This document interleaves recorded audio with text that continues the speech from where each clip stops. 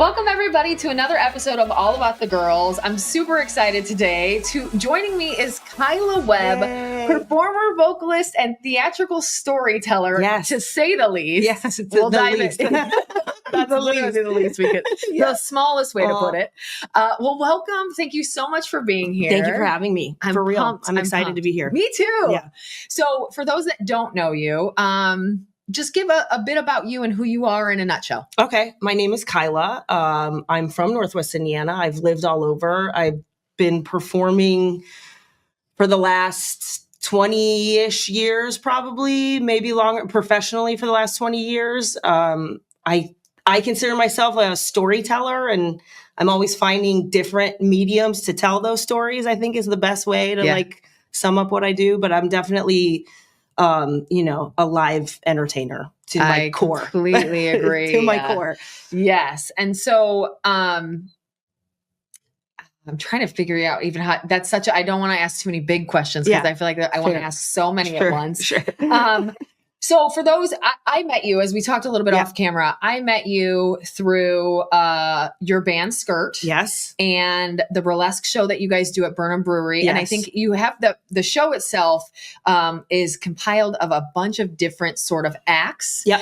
I feel it's very kind of vaudeville. Yes. Correct. I love that you use that word. That's my jam. Okay, vaudeville. Good. So that's exactly what I was picking up, not only from probably your vibe as a person, but that night. And it was so amazing because we've got these kind of silent vaudeville style acts. Paired with your band performing, which is very ska. Mm-hmm. We've got these fun. It's so all over the map. I love it. I love it. You're so right, but it's so cool. And then we've got these lovely ring people. Yes, I don't even know how to aerialists. Thank you. Mm-hmm. That was the word I couldn't get. And the burlesque performer as well. And I quickly found out during this amazing show that you put it all on. Yes. And putting it all on means just that. Like, you're the lead singer of the band. You find all the talent. And that's sort of what connected me immediately to like, man, we've got a badass here and I need to learn more. So that was kind of a big intro from me. So I guess, can you bring us to the beginning of all of that? How did you get into, I guess each piece of those probably has its own story, but how did you, performing life come into you? So yeah, it is. It's crazy because it's so so many different. It's like its own little map. I bet. So convoluted. It started my dad got me really into silent movies when I was a kid. Like Charlie Chaplin and Buster Keaton. He loved that stuff. He got me really into it. And I also really loved variety shows when I was Dolly Parton had a variety show when I was 3 years old that I fell in love with. And I sort of always loved any sort of big variety type of show. Yeah. And then I started once I got into high school, I started doing theater, and I was I loved being on stage, but I didn't like the plays for the most part. And then I went to college and continued to do theater. And then I really didn't like the plays when I was in college. I was I really don't like these types of plays. And I was how can I do, how do I create something on stage that I would be entertained watching? And then it's sort creating of what you want. And it evolved and evolved as I went. I was in a theater company where we did silent movies live on stage was sort of what we did. And then from there, we developed a little clown troupe. And then I moved to St. Louis. And that's when I started this style of show was in St. Louis. I started a live band, circus, burlesque, vaudeville show. Pretty much exactly that variety show. Exactly that. And it did really well. And I did that for a long time. And then I left St. Louis. And I sort of put it on the back burner for a while. So this... We just started, the first one we did at Burnham was in September. Okay. And I hadn't done that for a long time. It felt since you got up north, you hadn't really I was I'm just doing music. I'm doing stuff with my band. I don't know if I'm ready to go back to that. There's a lot, baggage with it. It's such history. It's a huge production too. Yeah. It's a lot of, it's each exhausting. piece of those are their own. And I was but when it feels right, like when it feels right to do it, I'll know. Yeah. And like Burnham was such a huge catalyst for that, like Burnham Brewing, like that, them and that environment. It was like, this is like the place and the time to it's do the people, it's the vibe. Yeah. And I think it's all accepting. Yes. Too. And I think that's probably, it just feels like oh yeah, they'd be open for this. Yeah. And when I reached out to Steve about it, I was sort of like, I wonder what he's gonna. And he was just immediately like, yes. Yeah, and I was don't know what that means, right, but yes, we got to do this. And I don't know how it's going to happen, but it's gonna. So that like instilled the confidence in it to do it fantastic. Again. Yeah. It's really fun. And I think, there isn't a lot, I guess, and maybe you could tell me, I think today in today's TV or streaming or wherever you're intaking information, I don't know that there is a variety act regular, like SNL. No. Is like the only kind of similar, but that's so... And it's still like such sketch comedy. Yeah, exactly. Yeah. So there's just not a lot of that. But I mean, and I think that is, especially with your guys' show at Burnham, it's hard to even promote it, right? Yes. So that... Especially here, because like people don't... Like in Chicago, there's burlesque shows all week, right? Mm-hmm. Like you can go pick a different day of the week and find multiple burlesque shows. So like people have that vocabulary even, but like here to try to explain it, it's like then I'm just like, well, just come and see it. Like you just have to see it. I don't know how else to explain it to you. It is. I think because it is that variety version, I think it's just like, oh, I didn't know I was, that's how I felt. I didn't know I was getting all of this. Yeah. It was like, I was going to listen to some music, watch a burlesque show. That's cool. Yeah. Like what were you expecting? But literally, that word, like I've seen a burlesque show before. I saw one, I think in Charleston once. I've seen a couple. So I was expecting just that. Yeah. But nothing else. Right. But you bring the music, the live music, the silent show, the aerial people, like all of that. I didn't expect any of that. Yeah. I really expected just a show, which is great. Yeah. But this is so much bigger than that and so much more involved. And the coordination of it alone is amazing. I also have to shout out my wife who helps do like so much of the behind the scenes stuff with it too. Like, and we've been doing stuff like that. We did a few shows together before too. And she comes from that world. She went to circus school and like knows that world as well. So she does a lot of like behind the scenes stuff that, And same with St. Louis, she was working on that there? Not in St. Louis. I lived in Nashville too. And we did stuff in Nashville and Chicago and Amazing. Yeah. And way back when you did your first variety show, I would assume it's more of I love this when I was a kid, as you said, and I'm going to make it real. Yeah. How different was the actual experience, that first run, than what you expected? I know it's a really loaded question. Well, yeah. It wasn't that different.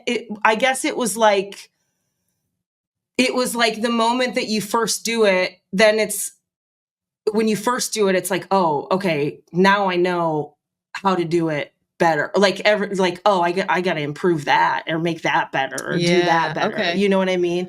Or like the really flow took it of as a learning experience. Yeah, I feel like the whole thing was like it's evolved, over time, just figuring it out. But and it's good that you saw it at that age, that first one. Like a lot of times, I think all humans, I was going to say especially women, maybe all humans, I think we are so hard on ourselves and it's hard to look at it as the learning lesson that it should actually be, because it's the first one and who the hell knows what we're doing here.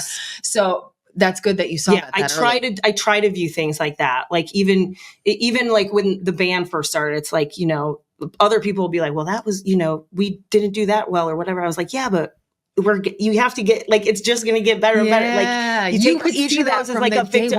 I take it all as like a victory. At least we did it. You know what I mean? And like, you get the response, even if you don't technically nail it, like you could see that the crowd is having a good time. It feels good. Like the energy about it feels good. You know what I mean? So then it's just like fine tuning it as it goes.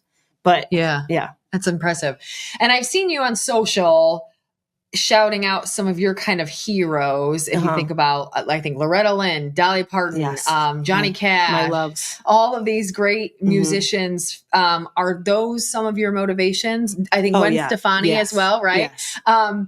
my holy trinity, or is that what Gwen, Dolly, and Loretta. That's my good, holy trinity. I was almost there on accident. So yeah, that's it. Okay. And so how much of that did they motivate you? And is it more on the music side, the how you are when you are on that stage? Like, how did they infiltrate what you do today? It's all of it. I saw, no doubt, Gwen Stefani was the first concert I went to. Actually, I lucked out amazingly enough.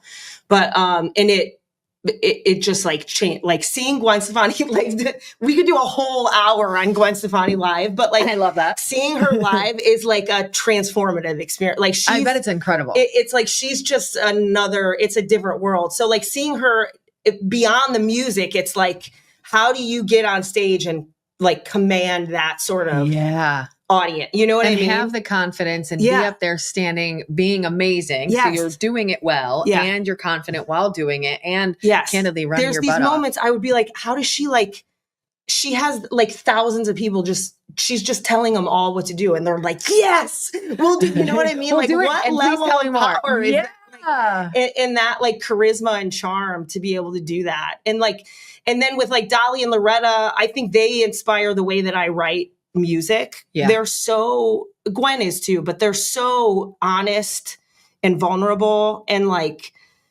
not formulaic. Like they're not trying to do what other people have done. You know what I mean? They're just like doing what is true to them. And like, and you know, Dolly is just like the greatest person. I know much less about Loretta Lynn, but Dolly's an amazing human being. Yeah. She should. I get into Loretta. She's like, oh, I love Loretta. And I am like that era, that vibe I love. So I think she's just a blank spot for me for some reason, but I think that I'd probably fall in love. Yeah. Okay. Have you seen Coal Miner's Daughter? No. With Sissy Spacek? I haven't. Great movie. Have you seen it? Cammy? No. Great movie. Cammy knows it's a great movie, isn't it? Yeah. You like it. Yeah. So I'm really hyper. So I didn't really start watching movies until late in my 20s. Okay. It was just that's a fun fact. Okay. Like, so you have no like childhood movie? No, I have like the very basic classics, right? Okay. Like, or you know, in my generation, it was like Empire Records, and I've got those. Yeah. But I have big holes of like I've never seen a single Star Wars. I've never seen a single Harry Potter. Okay, that's fair. I'm not into the nerd verses as much either. And so I have a lot of open blank spots. Yeah. So maybe this is one too. But Cammy's great at telling me like, no, this is one you're actually gonna. Or she'll tell me like, honey, you're never gonna finish that. Don't even try. Now I can do it. And now I'm calmer than I've probably ever been in my life. But you know, aging does that for you, so it's fine. So of all of this that you're doing, I mean, you're involved through all of this process. I think this is your main gig, right? Yes. Okay. I just want to make sure I didn't throw anything else in there. Yeah.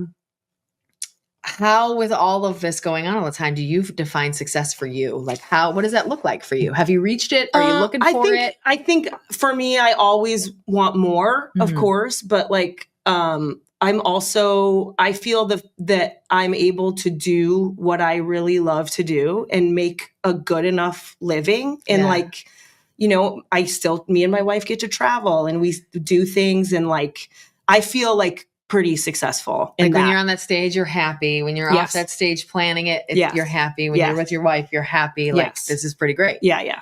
I love that. Of course, a great way to look at it. Would love to have, you know, be more comfortable. You know, fair. Of course. But who doesn't want that? Yeah. More money, more security, all those good things. But overall, it's what you're doing now. Yeah. And if you think about back to St. Louis and those productions and now, I think from my general knowledge, which is minimal compared to most or some others, I would assume, it seems pretty produced. Like these are big productions. Mm-hmm. Yeah.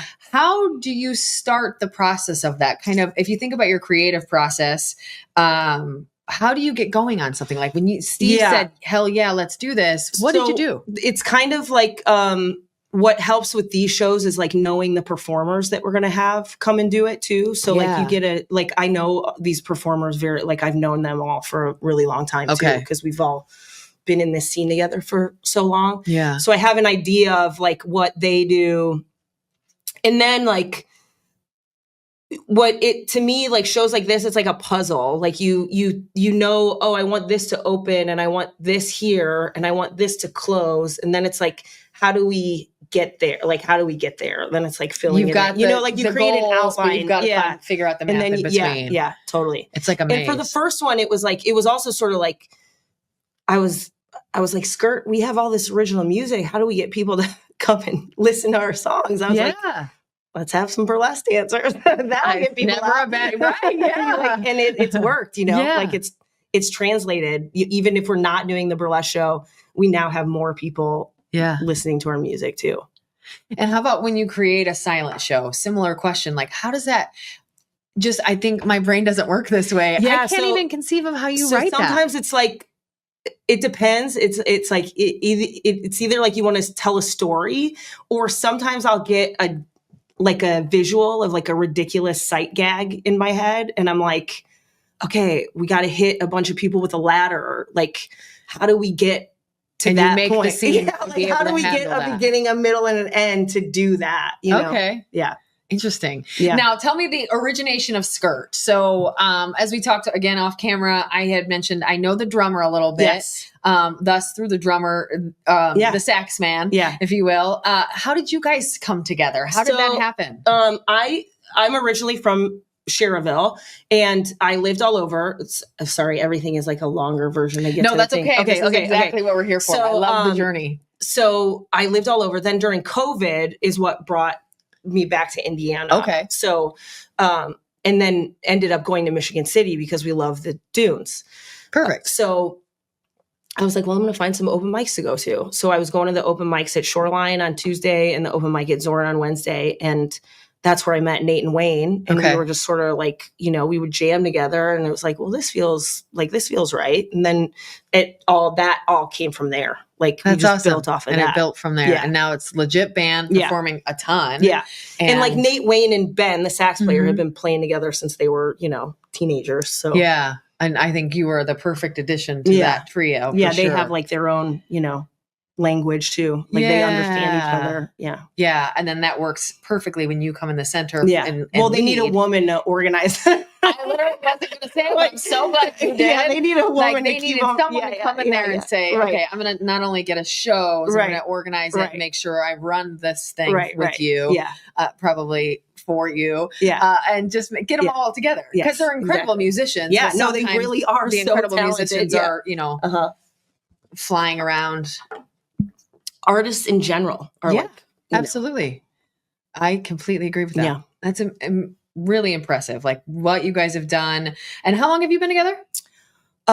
This is, I think I'm trying to 3 or 4 years. Okay. This is either a third or fourth. This might be our fourth summer together. That's fantastic. Yeah. And if you think about all of that, so this is another broad question, so apologies, but you just do so much.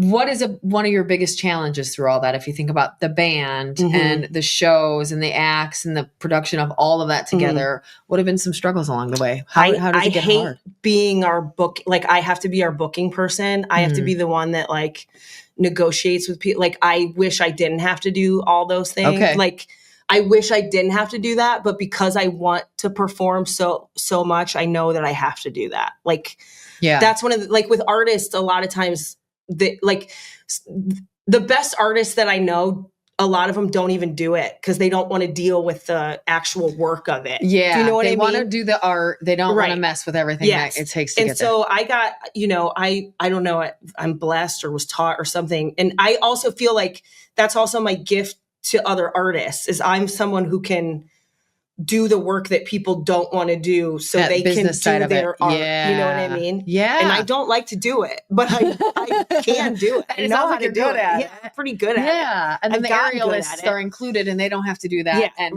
that burlesque person is there and they don't have to do it. And the rest of your band. Yeah, right. That's amazing. They don't have to think as much about, like, you know, I just tell them where to show up, you know. But like it's like so much honestly, like I can't most imagine. Of the time it's like great for you people don't get answers back or you get no's. You know what I mean? Yeah. Because you're just hitting up literally, like, I would assume just the general of everybody. Like if you're a bar that has performers, if you're like if you're a stage, a theater, whatever it is, some sort of venue. Yeah. And you have to hound them down too. Like really? Yeah. Some of them you have to like, that's the other thing is like, you have to let go of your pride in a way. Cause it's like, you just like, a lot of times people would ask once and be like, I don't want to put myself through that rejection again. It's like, I've gotten over that. Yeah. Because now you're in sales, right? Yeah, like right. at this point, you're in sales. And a lot of people don't like sales. Yes, correct. And a rejection hurts. Yes. No answer sometimes hurts just as much. Yeah. Like, and then when you have to call, I'm kind of hoping they don't answer so I can leave a voicemail. Right. Like those are hard things that's the other to thing. do. I don't want to call people and like, can I text or email? Like this is my generation. I do not call people on the phone. I don't want to call. Yeah, exactly. But everybody's like old. A lot of, especially around here, people are like old school about it. Like, come in and talk to us, or you got to call us, or like we want to see the face. I think Northern Indiana. We've just got into Michiana last summer. We opened our Michiana-based site. Yeah. So we now cover all of Northern Indiana, and I've seen that. Like, this area likes to have this connection. They want to see you in person, and they want you to be there and show you your work or whatever that looks like. They really like this connection more than probably most places I've seen. Other places would be like, how dare you come in and try to talk to me? Like, I'm busy. You could have sent me a message. Yeah. Why didn't you text me? So it's like, you gotta, it's like the same thing. You gotta know who you're dealing with, Yeah. So you mentioned your wife. Tell me a little bit about how you guys met. It sounds like maybe through your travels. Exactly. She was in Kansas City doing the same thing, circus and burlesque. I was in St. Louis. We met that way. And then, fell in love and immediately got into a relationship. And then she went off to circus school in Vermont and for a year. So we were in a long distance relationship. And then we ended up going to Chicago together. And then since then we've traveled and lived all over. So I love that. Yeah. And is that travel kind of something that you're on a journey to find your perfect spot?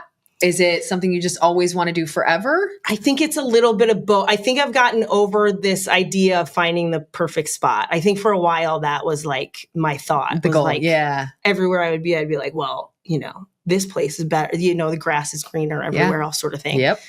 And I think finally I've got, maybe that comes with age too. Like everything has its ups and downs. Like you can make whatever you want, but you can make anywhere great. Right. Exactly. If it's your own mentality and your way of viewing it. But I just love traveling also. That's like, agreed. I'm a big travel nerd, and I think it's just go see the world. Yeah. And then I think with what you do, obviously those pair perfectly too. Like we can travel because of what we do for a living. Yeah. It helps. Do shows everywhere. Yeah, totally. And have you ever considered doing a bit of a tour? Like taking that whole show, or maybe you have done this, but taking the whole show on the road. I've done it in smaller versions. Okay.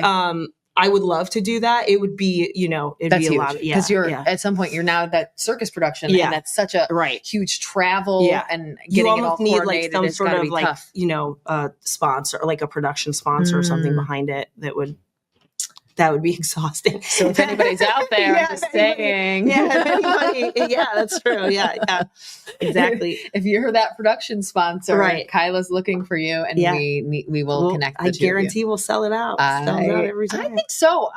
Candidly, I think we've had some smaller circus productions come to Michigan City.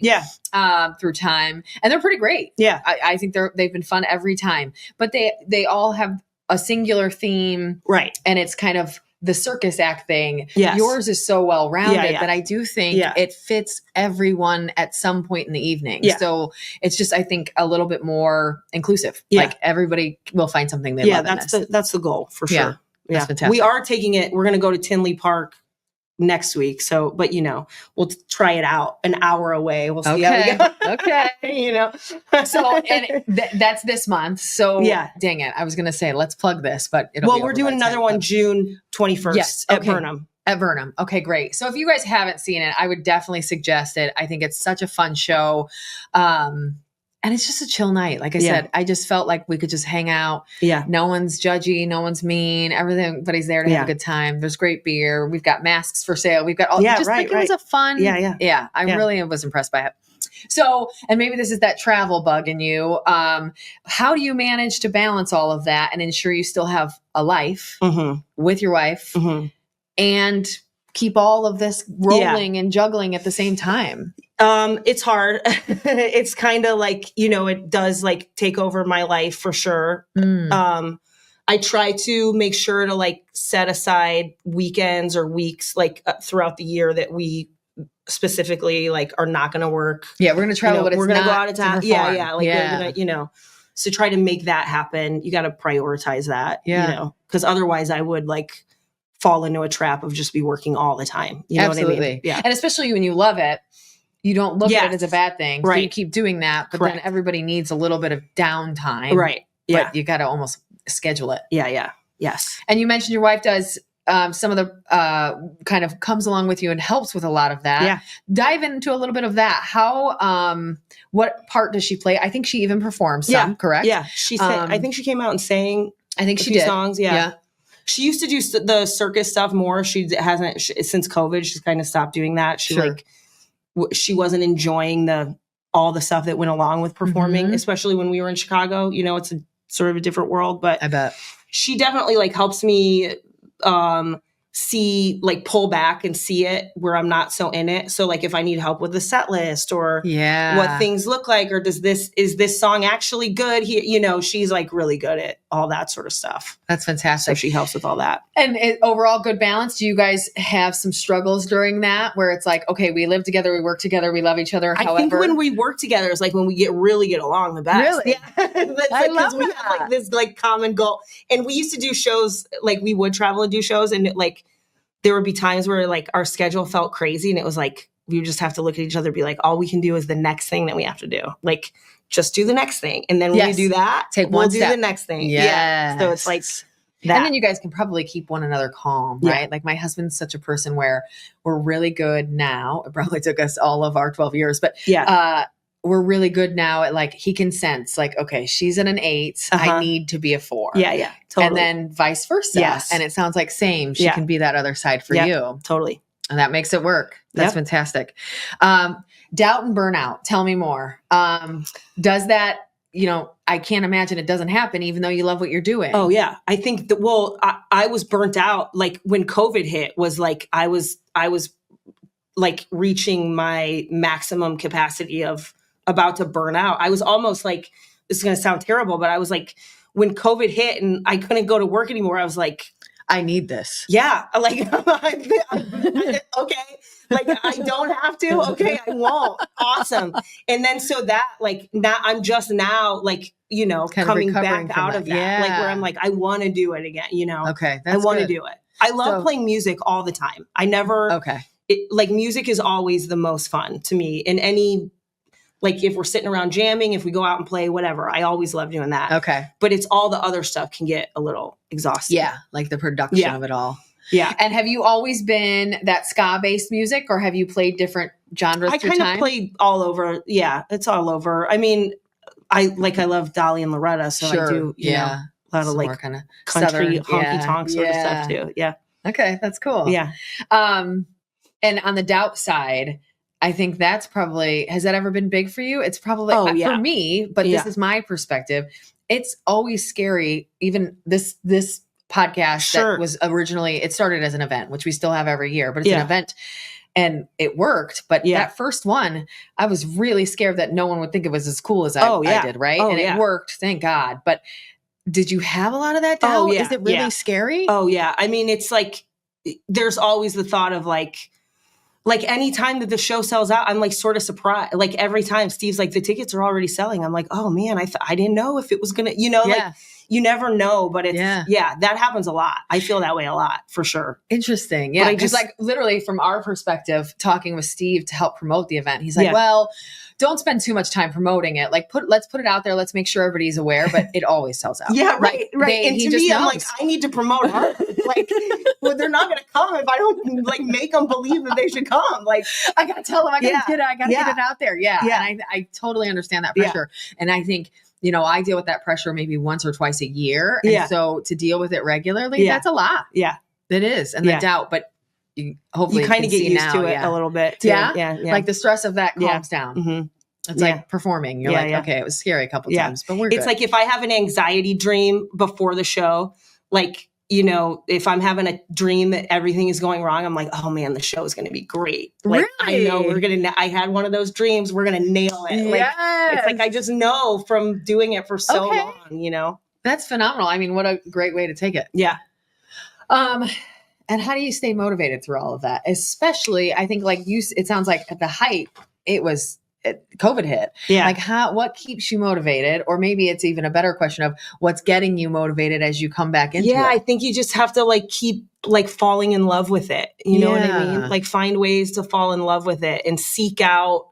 I always try to seek out things that make me feel inspired. And you know what I mean? Like that helps me a lot. Yeah. We just had this conversation based around a full different, Cammie Pryor knows where I'm headed with this. It was a full different subject, but the same. I asked that question on my social media this week is what reinvigorates you? Yeah. Because I'm having a very similar instance, but personally with running. Like, okay, sure. I have been a runner for years, probably about 10 or 12. I just did a Spartan trifecta with my niece. Okay. We ran these 3 really big races with obstacles just last year. The last one was in November. It was a half marathon, all these obstacles. And after that was done, I was like, great, because it gets cold and I don't do cold. So December, January, February, I'm cool not running. I don't need it. Start getting back into it in March. And I just had my first decent run this week. But before that, my question was, how the hell do people get reinvigorated in something? Like this is harder this year than it's been for me. Yeah. I'm getting older. It's harder. It's still kind of, the weather's been weird. It's kind of cold. So all of the right reasons, but I asked that question publicly, like, how do you get, and people, a lot of people candidly just said, well, just don't do it anymore if you don't like running.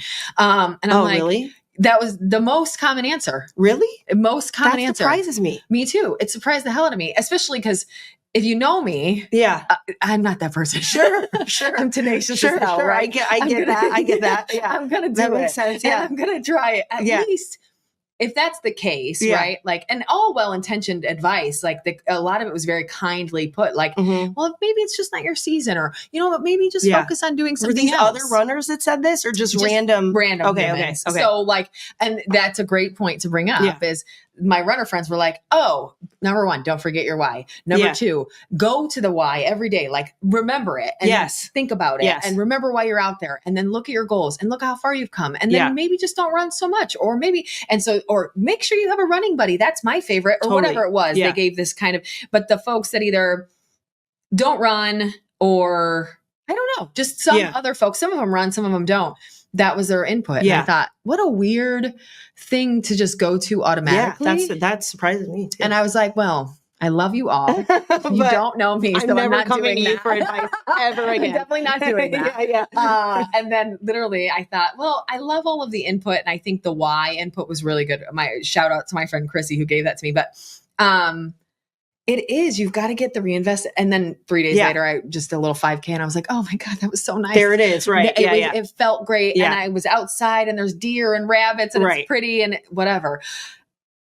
You got to get there. And it is hard sometimes. And I think people, how do you have, is it an internal conversation I think you have with yourself? It is like just pushing through sometimes. It's like knowing that, it might stop for a minute. Yeah. And that the feelings are probably temporary. Like all feelings are temporary, right? Absolutely. So like if you have your thing that you are, grounded to, that you believe in or whatever, even the feelings can be temporary, but at the end of the day, like it's like even on a relationship, like, absolutely. Oh, I don't like this person right now, but I know that this is my person or whatever. Like I'm going to fight. Yeah, you know what I mean? Absolutely. And then seeking out inspiration, like the things that that work to inspire you. Like if I know that this works, then I'm going to go to that too. Yeah. Yeah. Well said. And I think that's how my brain kind of automatically moved. Cause I was like, well, that last run I had was bad because I did a 5K during the dust storm. So I was literally running the 5K in the dust storm. That's insane. It was nuts. And I finished. Did you have any face covering? Nope. Oh my God. I had no idea what was going to happen. That and seems we're really waiting dangerous. for this 5K to get started. Yeah. And we all get that beep on our phones and it was like dust storm. What? Yeah. And then we start running and I'm like, I can't breathe. And I'm just like, it took me way too long to figure out like, okay, these are all tied. And then I finished, I had dirt in my teeth. It was terrible. Yeah. It was terrible. I know. It was crazy. And so then I'm like jaded for a minute. I'm like, man, it was already really hard and it was already not going well and blah, blah, blah. And then I'm like, okay, I need to remember all of those things. It was a damn dust storm. Yeah. Like let's not. That should be even bigger motivation. Like I ran through a dust storm. You're welcome. Like everyone, I can do anything now. Like try me. Yeah. And I need to flip my thinking. I think absolutely like that. And I did. I think it just took me a couple days. Yeah. And then the next 5K I ran, I was like 7 minutes faster. And I'm like, okay, we're gonna be fine, world. Right. And I think the emotions being temporary is something that you're young to know that.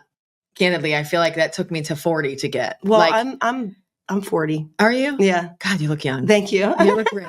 Like it took me a long time to figure that out. And once I figured it out, I immediately thought, well, honey, that took you way too long. Yeah. You should have figured that out a long time ago. Mm-hmm. All things will change through just time. Everything changes. And now like my consistent advice to myself is at first do nothing. Like if you're struggling with something, just let it sit. Yeah. Just that is also part of it. I think, if like you like take a moment and don't do it, like there's a reason. Chill. Don't do anything. Like, don't email that person. Don't say that thing. Don't text. Don't quit running. Don't go buy new running shoes. Just chill. And then you're going to feel better in a day. That was something I've learned through age more is like not to push so hard. Like if things aren't like, I was someone who like, like headstrong, like, and I was like battling myself and like exhausting myself and realizing even with this show, it's like,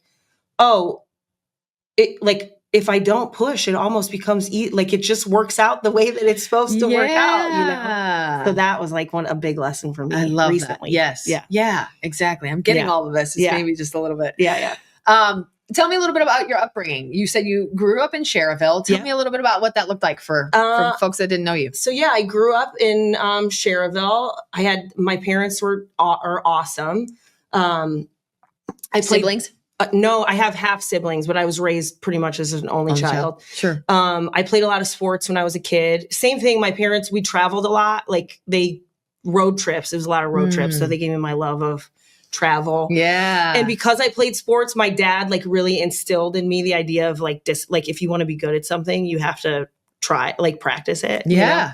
And it's not always fun, but like it's fun to be good at it, isn't it? Like when you see the rewards pay off, that's fun, isn't it? So like they've always been so unbelievably supportive. Like when I said I wanted to go to theater school, they were totally supportive. I was out. They probably saw it in you. Yeah, they were like, we get this. My dad like very much instilled because I think my mom was like, well, how's she going to make a living? Blah blah blah. And my dad's like, you know what, like. As long as you're happy, like what else really matters? And so he like pushed that and I'm so grateful. But my mom has also been so supportive of everything. They've traveled all over the country to see me perform too. Oh, I love that. Yeah, they're just great. They were just great. I lost my dad a few years ago. My mom still comes around and sees stuff. She? Yeah. Oh, that's fantastic. Yeah. Wonderful. And what are some of your passions outside of the work you do? Yeah. I know, especially in this case, that's probably a tough question. But. I mean, I love sports. Honestly. Yeah, I was going to ask, what sports did you play in school? So I played a lot of basketball. Okay. I played softball. I didn't really like softball as much. I played football. I was the only girl on the Pop Warner team. I really loved football. If I could have played football, that's probably what I would have done. Honestly. Really? I love it so much. Yeah. And what do you play now? I don't really play anything. I mean, I'll still play catch. I'll still play football. I still shoot around basketball and stuff like that. But yeah. And do you watch football now too? Oh yeah. You're into it. Yeah. That's fantastic. Oh yeah. And basketball. Really? Yeah. Again, too hyper for me, but I love that you love it.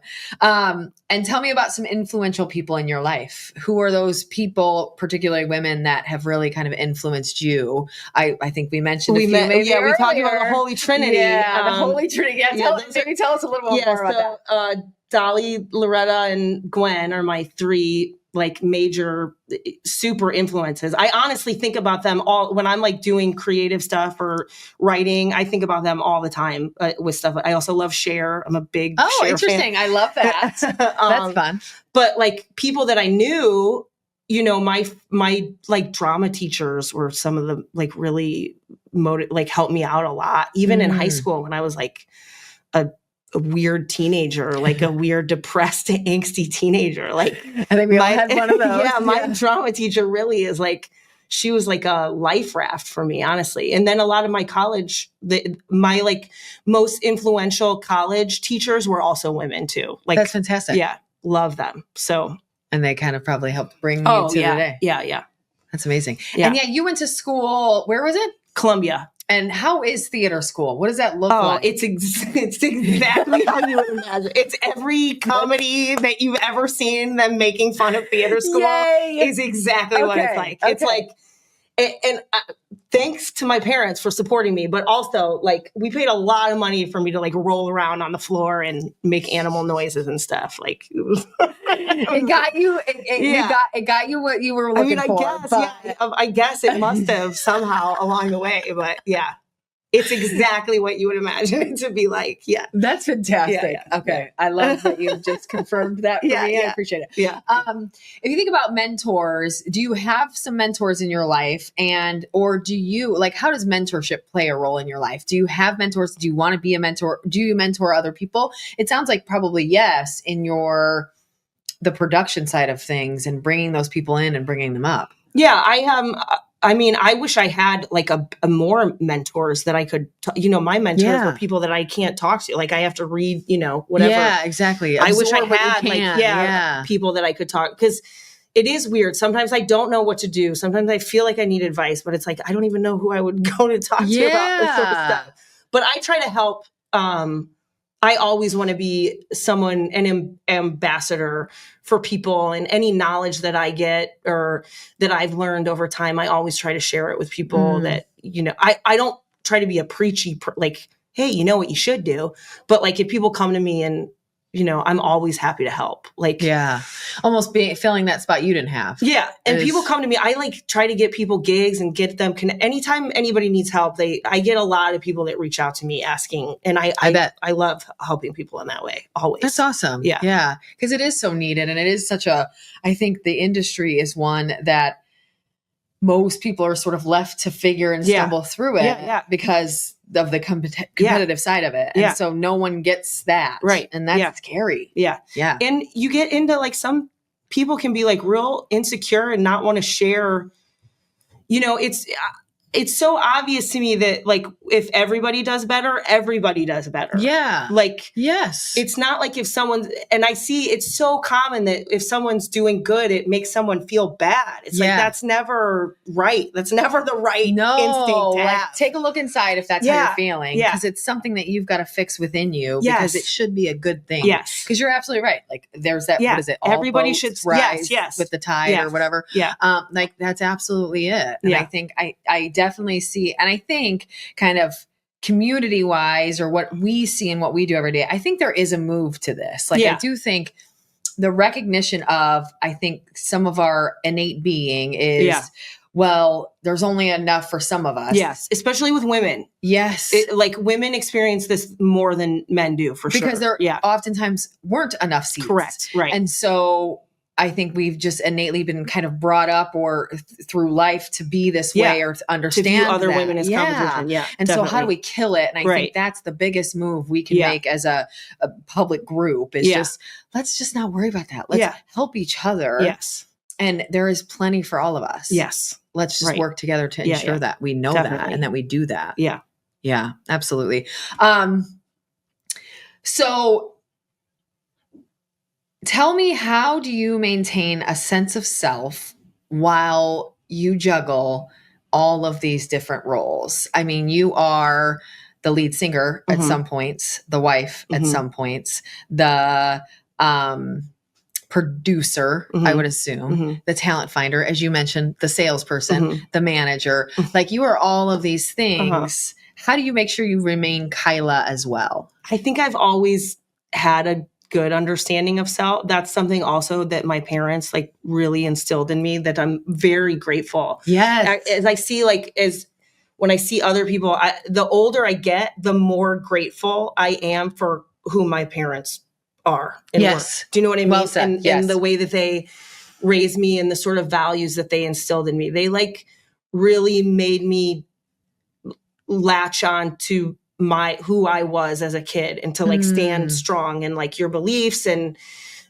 you know, they always instilled such confidence in me. So I feel like I've like been able to really hang on to that as I've gone.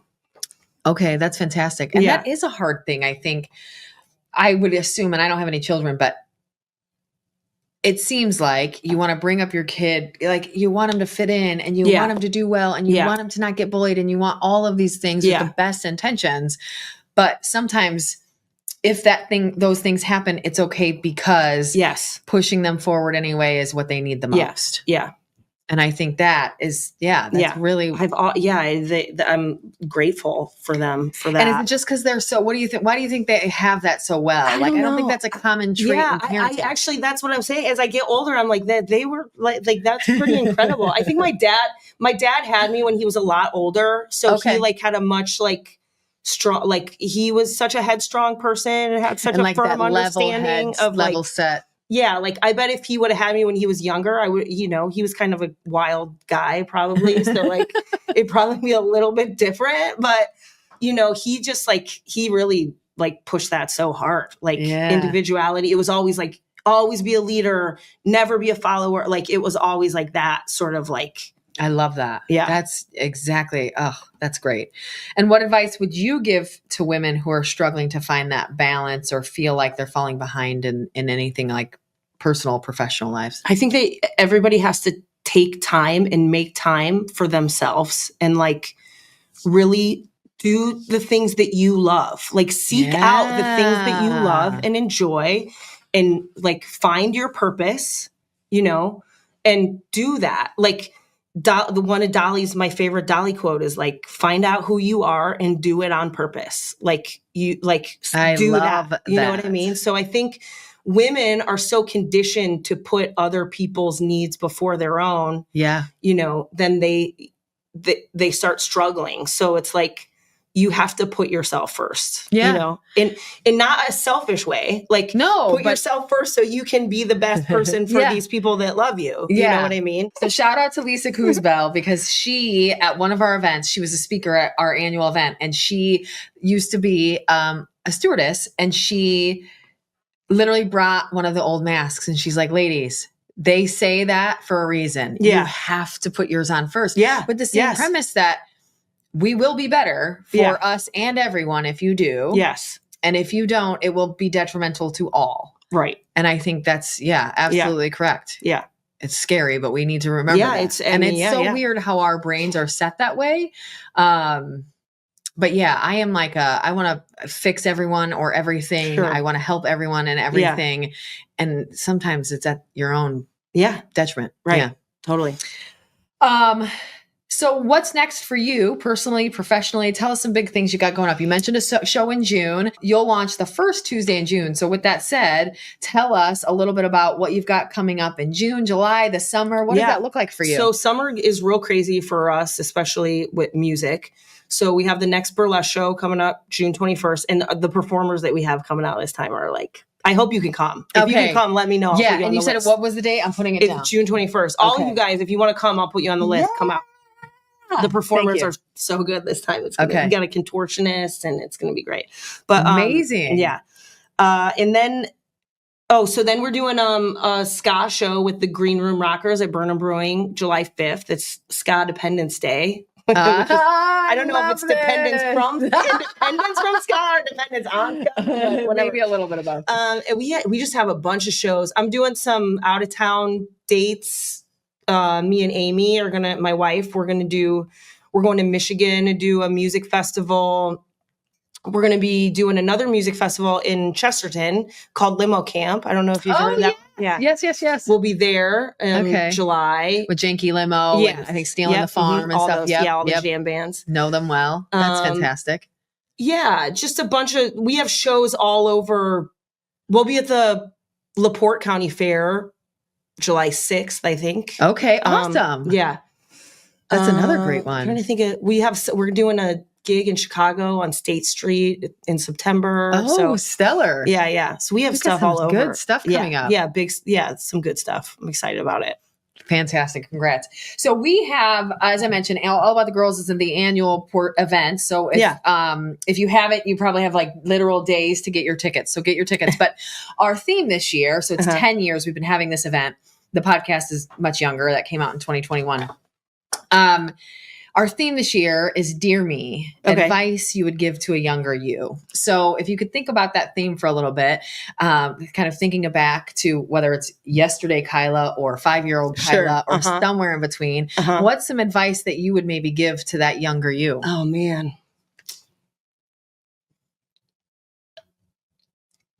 I think there was like a time in my life where it was like the time that I worried more about what people were thinking about me. I almost was like, I felt like I was sort of like a bad person. I almost like, I had to learn how to forgive myself. There was a time in my life when I really had to learn how to forgive myself.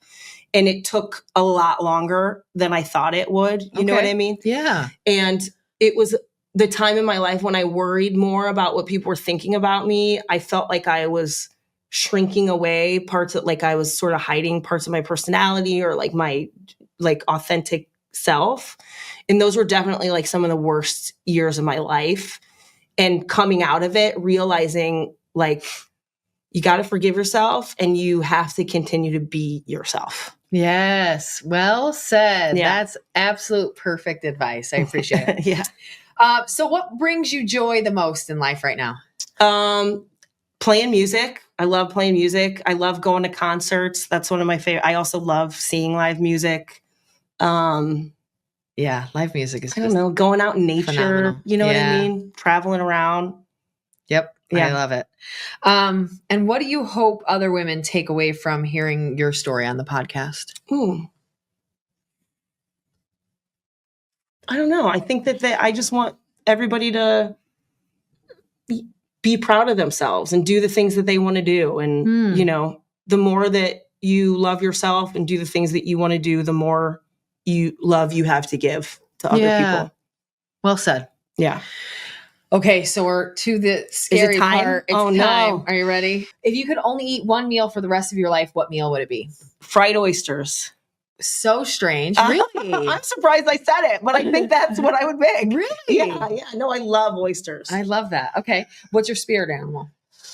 A donkey. I love you. You're fantastic. This is fun. Really? So I have to ask you again, Cammie already knows where I'm going. Have you ever heard of a zonkey? No. Is it a zebra donkey? It is. Oh, is it striped, exists. but it looks just like a donkey? Yes. Is it so cute? It's so cute. Do they have mini ones too? You know how they have mini donkeys? A mini one, but I bet they do. Have you heard that? Have you heard the question that's like, make yourself 3 animals? Like, have you heard? They do? They have mini zonkies? Oh my gosh. That's so cute. Okay, anyone with a zoo, mini zonkies, we need them. Bring them here. The idea is like, name yourself as 3 animals. And then it's, I can't remember how it goes, but it's like, the first one is like what you think of yourself. The second one is what other people think of you. And then the third one is what you really are. Have you ever heard that? No, but I love it. Funny. Yeah. Okay. I only have 2 in my brain, so I got to figure out what the third is. One a zonkey? It is not. That's what I really am. Because I'm like unicorn, shark, zonkey. Yeah, I feel like that's perfect. Yeah, right. There you go. I'm in zonkey. Yeah. We used to have some that lived by us. And so the one day I'm driving by and I literally am like, that looked like a dirty zebra. What is happening in my brain? Yeah. And so I drove back by and I'm like, I'm telling you, it looks like a zebra and a donkey or something. And so me and my husband start talking about it. And I don't know if someone told me about it or I just Googled it, but it was like, oh, that's no, funny. Zonkies exist. That's really funny. And they're right there. I had no idea. Of course, every time I drive by it, not only do I yell zonkey. And why do they have them? Do they invite it's just people? like a small little ranch home with zonkies out front. I have no clue. I don't know them at all, but it's I really, so and weird. I think they might not even be there anymore, but they did for years have zonkies. And then I'd like roll down the window and yell zonkey out of it. It's just the way it works. Yeah, you are a zonkey. See? I'm a zonkey officially. My spirit animal told me so. What's your favorite smell in the world? Oh, probably my wife's perfume, Chanel. Okay. Smells real good. Okay. Yeah. Well, yes. Also brownie points. If you could swap lives with any fictional character, who would it be? Oh, fiction. Oh, man. See, I'm going to, oh, what's my favorite fiction? Oh, no. I don't know. That's hard. I know that one is hard. That's hard. Now that the buzzer's already gone off, any idea? I can't even think of like. I guess I don't even know what mine would be. Yeah, I'm trying to think of like some of my favorite books or like. Yeah, because I think of all the real people. I'm like, right, Steve Nicks. Right. Oh, well, that doesn't work. Right. She's real. Yeah. And you don't watch movies, so it's like, yeah, it's like I literally go to, if you say fictional character, my brain goes to Disney. Yeah, but then I also don't know enough Disney. I'm like, well, I don't want to be Ariel. Who else is there? yeah. I don't know. Cats or dogs? Oh, dogs. What? But it sounds like you like both, though. Well, I do. I really do. Are you a pet person overall? Yeah, I have a cat and a dog. So okay, yeah, I'm a cat person. Sorry, cat. Sorry, she still loves you. What's your most used emoji? Probably like the cryy one. Okay, cry, laugh, or just cry? Like no, like ever, like I love it so much I'm crying sort of thing. You know what I mean? What's one talent you wish you had? Well, I have so many talents. Like you have all of them. I'm kidding. I wish I could play the piano. Okay. Yeah. I think that's a realistic goal. Yeah. You could do that. What is your guilty pleasure TV show? Oh, Bravo. Do you watch Bravo? Girl, actually, when you asked me like what other things I'm passionate about, I should have said reality TV. Honestly, I watch a lot of. Did you watch The Secret Lives of Mormon Wives? The one I have not watched it. What do you feel about? I did watch Vanderpump Villa that had the wives on the show, but I didn't watch the show itself. Oh yeah, well, it's great. I mean, it's total trash. Yes, yeah. For me, and maybe same for you. It's just like I don't have to care TV. Yes, like, this isn't my life. It's not my drama. I don't have to care. Like I need it fully. Full decompression. Yeah, I'm like VPR. I'll watch some Housewives, but not every single one. Yeah, Summer House, Southern Charm. Yep. I don't watch Winter House. My husband makes fun of me. He's like, "There's a Winter House. Did you know that?" I'm like, "Yeah." And he's like, "You don't watch it?" I'm like, "No." He's like, "Why not?" I'm like, "I don't know." Yeah. He's like, "That's weird." I'm like, "I don't know." I like just never Jersey Shore. Yeah, exactly. Yeah. So that's kind of where it started, my generation wise. Yeah. It's like you started seeing this, and now you're like, but Bravo doesn't mess around. Yeah. Right. No, they've nailed flipping tables. They got it. Yeah. If you could instantly master any instrument, what would it be? Oh, well, we said probably piano. Yeah. Oh wait, I popped back up. I already said that one. I love this one. What's the weirdest thing in your fridge right now? Oh. I don't know. Probably some weird like Asian thing that my wife buys for weird bowls that she wants to make. Like that I don't even know what it is. Probably, you know what I mean? Some paste. Yep. Some weird paste. Some weird paste. I don't know. It's a paste. Yeah, I'm not touching it. It's probably spicy. Yeah. Right. Something I don't even know what it is. If you could have dinner with any person, alive or dead, who would they be? Oh, Dolly Parton. Okay. I was wondering if it would be her or Loretta. Dolly. You know. If you were a superhero, what would be your superpower? Probably to fly. Yeah. I think that's amazing. And what is the last thing you Googled? Oh, what did I Google? Oh, I Googled, what was it? Oh man, I'm trying to remember. That one felt bad. I should go to my search history. I looked up something really weird and random. I can't now. I can't remember. I asked you that question. I do not remember. Tell us later when you remember. Yeah. And last one. What's one word your best friend would use to describe you? Funny. Yeah, absolutely.